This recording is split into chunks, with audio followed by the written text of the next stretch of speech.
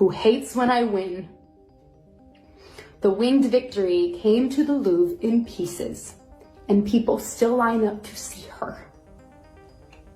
Disney's Snow White live-action remake was supposed to be a surefire blockbuster, but instead, it's crashed. Hard, financially and reputationally. Losses? Anywhere from $2 million all the way up to a jaw-dropping $400 million. Insiders are calling it a $120 million disaster. And at the center of it all, Rachel Zegler, the film's lead, now turned scapegoat. She's facing major backlash, and rumors are swirling that Disney might even demand she repay some of the damages. So, what went wrong? Welcome back to the channel. I'm Harry, your go-to for Hollywood scoop, behind-the-scenes drama, and all. The scandals we just can't look away from. Today's story, a total doozy. Disney's Snow White remake has officially gone from fairy tale dream to full-blown fiasco. We're talking massive losses, possibly up to $400 million. And poor Rachel Zegler is caught in the eye of the storm, with whispers she could be held accountable for $120 million of it. Wild, right? I'm fired up, a little heartbroken, and 100% ready to break this all down, with facts, feelings, and everything in between. Smash that subscribe button for your daily dose of drama. Like and share if you're into it, and drop your thoughts in the comments, because trust me, we're unpacking everything. Let's dive in. First up, the cold, hard numbers. And this is where it gets ugly fast. Disney poured between $170 million and $270 million into production, thanks to endless delays, expensive reshoots, a writer's strike, and even a literal set fire that burned through their budget. According to Deadline, the film is projected to lose $115 million, after grossing just $143.1 million worldwide by March 31st, 2025. But Cosmic Book News takes it even further, estimating total losses could hit a jaw-dropping $300 million, once you factor in marketing, distribution, and other post-production costs. $7 million worldwide. For a Disney flick? That's not just a flop, that's a catastrophe. I mean, I felt my stomach drop when I saw those figures. This isn't some indie experiment. This is Snow White, the crown jewel of Disney's legacy, and it's bleeding money like a sinking ship. Now, Disney's in full-on crisis mode. Closed-door meetings, execs pacing the halls, and here's the kicker, rumors swirling that they're eyeing Zegler to foot part of the bill. $120 million, they're saying, tied to brand damage. I'm not kidding, folks. My jaw hit the floor when I heard that. Deadline and New York Post back up the $115 million loss figure, but the idea of clawing cash back from their lead? That's next level. It's not confirmed yet, just insider buzz, but it's got legs. Disney's desperate to pin this on someone, and Zegler's the target. Could it be a morality clause in her contract? Maybe. I've seen studios pull wild moves before, but this feels personal, and it's got me fired up. What do you think? Should an actor pay for a flop this big? Hit the comments. Let's debate it. So, how did Zegler end up in this mess? Let's talk about her role in this firestorm, because oh boy, she didn't just step in it, she dove headfirst.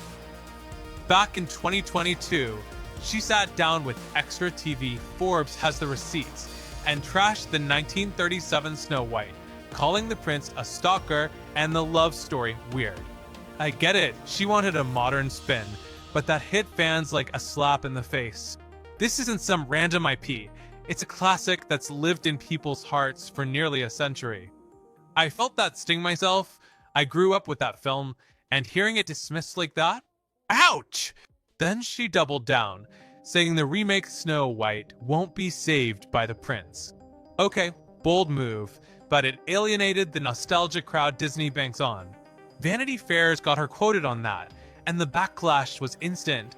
Hashtag Not My Snow White started trending like wildfire. But it didn't stop there. Zegler's political takes lit the fuse on a whole other bomb. Her Free Palestine tweet, Vanity Fair and The Independent confirm it, dropped right after the trailer, clashing hard with Disney's family-friendly broad appeal vibe. Add in her anti-Trump rants, wishing his supporters no peace, and you've got a PR nightmare. I'm not here to judge her views. Everyone's got their stance, but timing matters, and this was gasoline on a dumpster fire. Disney execs reportedly begged her to pull the tweet for Vanity Fair, and she said no. That's gutsy, I'll give her that, but it's also a middle finger to the brand paying her millions. I'm torn. Folks, part of me respects her spine, but the other part's screaming, read the room. Her co-star Gal Gadot, Israeli-born, got dragged into the mess too, with Boycotts are now brewing over Rachel Zegler's past IDF service, and the tension, you could cut it with a knife. I'm over here shaking my head wondering how it all spiraled this far. Now let's zoom in on Disney's reaction, because this is where things get both juicy and infuriating. Word is, Disney held a fiery executive meeting where someone allegedly said Zegler torched $1 billion brand in under a year. No direct quotes confirmed, but Entertainment Weekly reports that producer Jonah Platt, yep, son of Disney heavyweight Mark Platt, slammed her for dragging politics into the film's promotion. His words? Immature and narcissistic. Yeah, I felt that burn. Disney's reportedly lawyering up, digging into morality clauses and possible contract breaches to recoup some of the losses. Then came Zegler's public apology. Vanity Fair notes her post-election sorry tweet. Was it sincere? Maybe. Was it ghostwritten? Probably. Either way, fans weren't buying it, and the backlash just grew. I'm sitting here half laughing, half fuming. Disney's scrambling, and it's a mess entirely of their own making. Let's not forget, the film itself didn't help. Creative. Decisions sank this ship just as much as the drama. Remember when Peter Dinklage called out the dwarf depiction?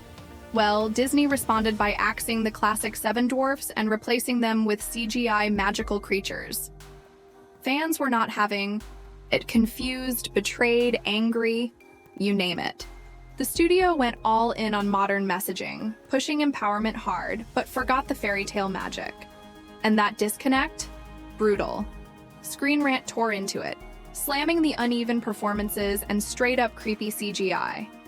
Honestly, I saw the trailers and thought, what even is this? It's like Disney forgot who the audience was supposed to be. And now, what does this all mean for Zegler? Her career is hanging in the balance. She's talented. West Side Story proved that. But right now, she's radioactive. Screen Rant even pointed out her string of flops. Y2K, Spellbound, and now Snow White. This could be the final nail. Disney's rumored to be cutting ties, and other studios might start backing away too. Insiders say she's in shock, tears behind closed doors, and honestly, I feel for her. She's young, thrown into a spotlight that's turned into a firing squad. Can she rebrand? Maybe. Double down? Risky. But I'm rooting for her talent to shine through eventually. This storm is rough, brutal even. But it's not impossible to survive. So what do you think? Can Rachel Zegler bounce back from this? Let me know in the comments. I'm all ears. excitement and dread imagining that future. It's a power shift, and I'm here for it, but also terrified of what it means. Like this deep dive? Share it. Hit that like button. Let's keep this convo rolling. The Snow White debacle isn't just a box office bomb, it's a neon warning sign flashing over Hollywood. Disney's staring down a financial gut punch, $115 million, $300 million, pick your poison, and Rachel Zegler's gone from rising star to the industry's favorite scapegoat. I'm still reeling from the shock of it all. How did a fairy tale turn into this nightmare? The audience rift, the PR fumbles, the creative flops. It's a perfect storm. And I'm equal parts furious at the missteps and heartbroken for what could have been. This isn't just about money. It's about trust, legacy, and the fragile dance between art and commerce. For Zegler, it's a brutal chapter. Her talent's undeniable. I mean, that voice, that presence. But this radioactive label's a beast to shake.